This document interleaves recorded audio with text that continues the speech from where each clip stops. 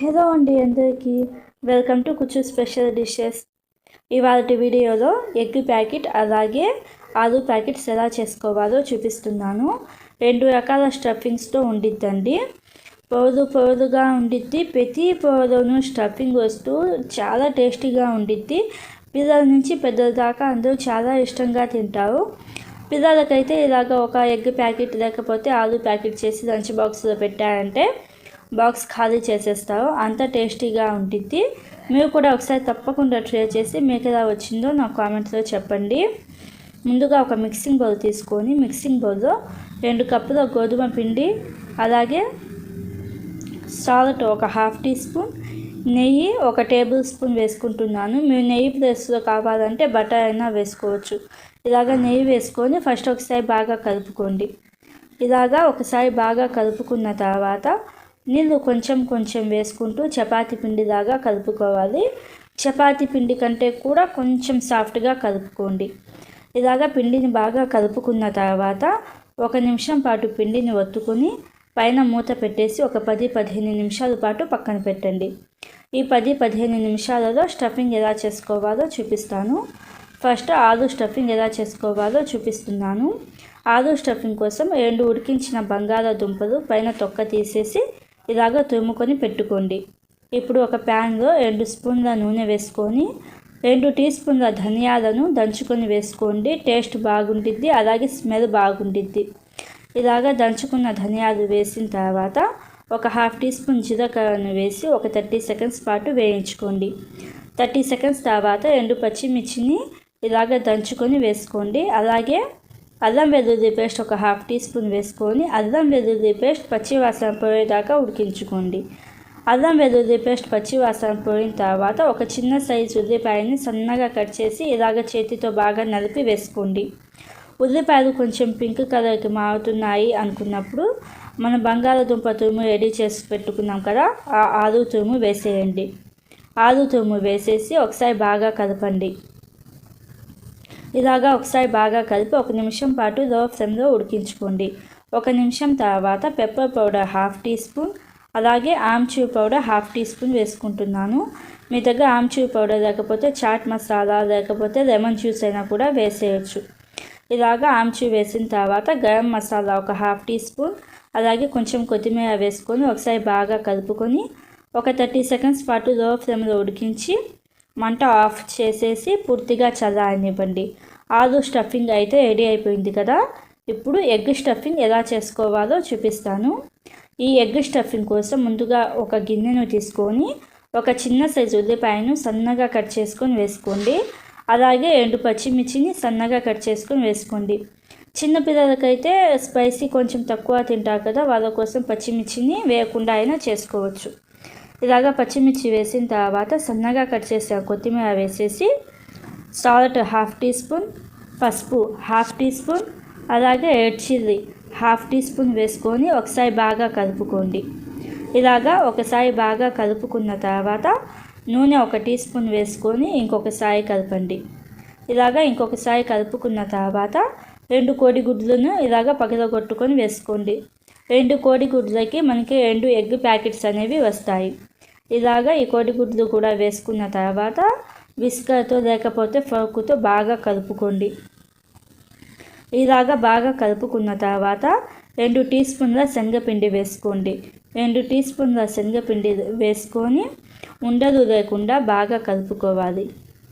ఇలాగ బాగా కలుపుకున్నాం కదా, ఎగ్ స్టఫింగ్ కూడా రెడీ అయిపోయింది. 2 రకాల స్టఫింగ్స్ అయితే రెడీ అయిపోయాయి కదా. ఇప్పుడు పిండి మనం చపాతీ పిండి కలుపుకున్నాం కదా, ఆ చపాతీ పిండితో రోల్ ఎలా చేసుకోవాలో చూపిస్తాను.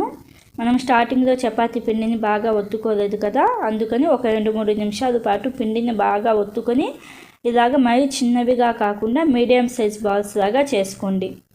మీడియం సైజ్ బాల్స్ లాగా చేసుకొని ఇప్పుడు ఈ చిన్న సైజ్ గోధుమ పిండి బాల్స్ని కూడా ఒక 30 సెకండ్స్ పాటు బాగా ఒత్తుకోండి. ఒక 30 సెకండ్స్ పాటు బాగా ఒత్తుకుని కొంచెం గోధుమ పిండి చల్లుకుంటూ చపాతీలాగా రోల్ చేసుకోవాలి. మరీ పలచటిగా కాకుండా కొంచెం మందపాటి చపాతీలాగా ఒత్తుకోండి. చపాతీలాగా ఒత్తుకున్న తర్వాత నూనె లేకపోతే నెయ్యిని ఇలాగ మొత్తం స్ప్రెడ్ చేసుకోండి. నెయ్యి అయితే టేస్ట్ ఇంకా బాగుంటుంది.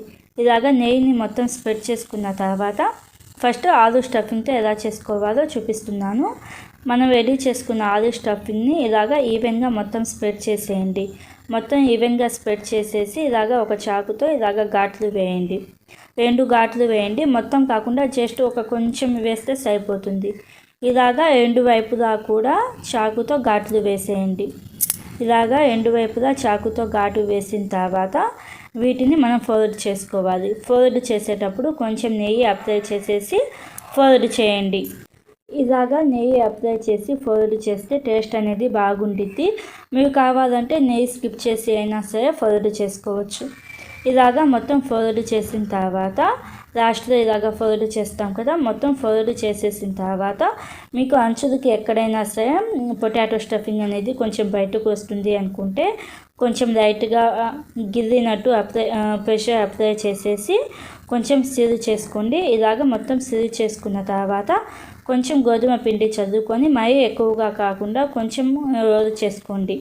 మీకు అలాగా కష్టం అనుకుంటే ఇంకొక పద్ధతిలో చూపిస్తాను. ఇలాగ చపాతీలాగా ఒత్తుకొని మధ్యలోకి స్టఫింగ్ చేసుకొని మనం చపాతీ చేసేటప్పుడు చపాతీ చేసేటప్పుడు ఫోల్డ్ చేస్తాం కదా, అలాగైనా ఫోల్డ్ చేసుకోవచ్చు.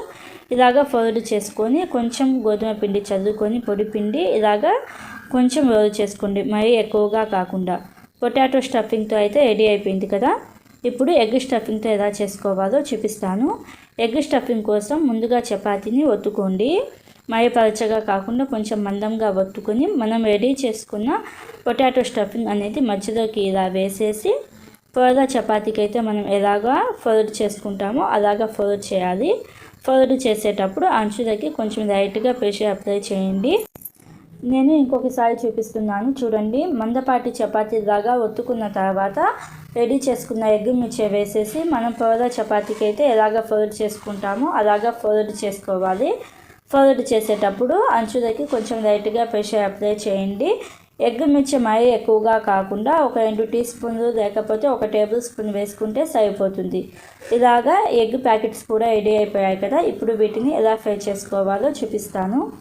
ఒక దోశ పెనం లేకపోతే ఒక పెనంలో ఒక 2 టీ స్పూన్ల నూనె వేసుకొని ఈ ప్యాకెట్స్ని వేయండి. వేసి మంట మీడియం టు లో ఫ్లేమ్లో పెట్టి ఉడికించుకోండి. ఎందుకంటే లోపల మనకి ఎగ్ స్టఫింగ్ ఉంది కదా, ఎగ్ స్టఫింగ్ కూడా ఉడకాలి కాబట్టి మంట మీడియం ఫ్లేమ్లో పెట్టేసి ఒక 2-3 నిమిషాల పాటు ఉడికించుకున్న తర్వాత రెండో వైపుకి మార్చుకొని రెండో వైపు కూడా ఇంకొక 2-3 నిమిషాల పాటు ఉడికించుకోవాలి. ఇలాగా 2 వైపులా ఉడికించుకున్నాం కదా, మనకి ఎగ్ ప్యాకెట్స్ అయితే రెడీ అయిపోయాయి. ఈ ఆలు ప్యాకెట్స్ని కూడా వేసేసి మీడియం ఫ్లేమ్లో పెట్టి ఒకవైపు 2-3 నిమిషాల పాటు ఉడికించుకున్న తర్వాత రెండో వైపుకి మార్చుకొని రెండో వైపు కూడా ఒక 2-3 నిమిషాల పాటు ఉడికించుకుంటే ఆలు ప్యాకెట్స్ అనేవి రెడీ అయిపోతాయి. చూసారు కదా, చాలా ఈజీగా చాలా సింపుల్గా ఎగ్ ప్యాకెట్స్ అలాగే ఆలు ప్యాకెట్స్ అయితే రెడీ అయిపోయాయి. మీరు ఎగ్ ప్యాకెట్ చేశారో ఆలు ప్యాకెట్ చేశారో నాకు కామెంట్లో చెప్పండి. అలాగే ఎవరైనా మన ఛానల్ని సబ్స్క్రైబ్ చేసుకోకుండా చూస్తున్నట్టయితే ప్లీజ్ డూ సబ్స్క్రైబ్ టు కుచ్చు special dishes. Thank you for watching. Bye bye.